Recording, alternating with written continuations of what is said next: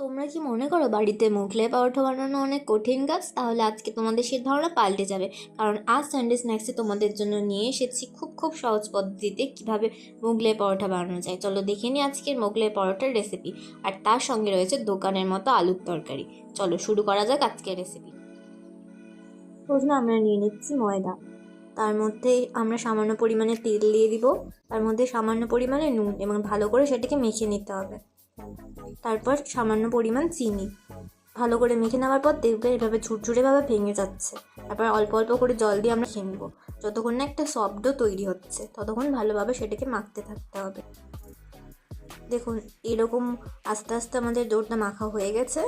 এরপর দেখুন আমাদের ডোটা রেডি হয়ে গেছে। এরপর সামান্য তেল দিয়ে আমরা কিছুক্ষণ ঢেকে রাখবো। কিছুক্ষণ রেস্ট দিলে সেটা হয়ে যাবে। এরপর আমরা সেই ব্যাটারটা কীভাবে বানাতে হবে সেটা দেখে নিই। আমাদের প্রথমে পেঁয়াজ, লঙ্কা কুচি, আদা কুচি, রসুন কুচি আর 2টো ডিম ফাটিয়ে দিব। তার মধ্যে সামান্য লবণ, একটু গরম মশলা আর একটু বিস্কুটের গুঁড়ো দিয়ে মিশিয়ে দিব। সেটাকে ভালোভাবে নেড়ে নিচ্ছি।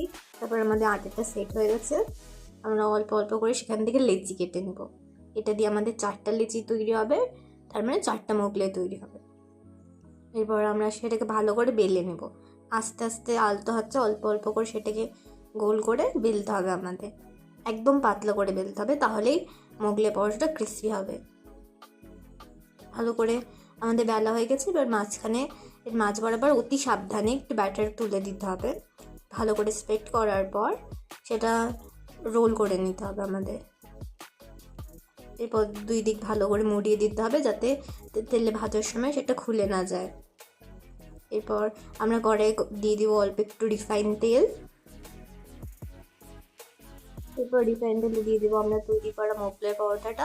এটা অল্প অল্প করে ভেজে নিতে হবে আমাদের। অবশ্যই সেটি মিডিয়াম ফ্লেমে ভাজতে হবে, নাহলে বাইরেটা ক্রিস্পি হয়ে যাবে আর ভিতরেরটা কাঁচাই থাকবে। এই জন্য আমাদের একটু সময় নিয়ে আস্তে আস্তে করে সেটা ভালো করে লাল লাল করে ভেজে নিতে হবে। দেখুন কীভাবে কী সুন্দর ফুলে উঠেছে মোগলাই পরোটাটা। এভাবে আলগা হাতে আপনাদের সেটা ভেজে নিতে হবে। ভেজে তৈরি হয়ে গেল আমাদের মোগলাই পরোটা। আলুর তরকারির রেসিপিটি আমাদের চ্যানেলে আপলোড করা হয়ে গেছে। ভিডিওটি ভালো লাগলে অবশ্যই লাইক অ্যান্ড সাবস্ক্রাইব করবেন।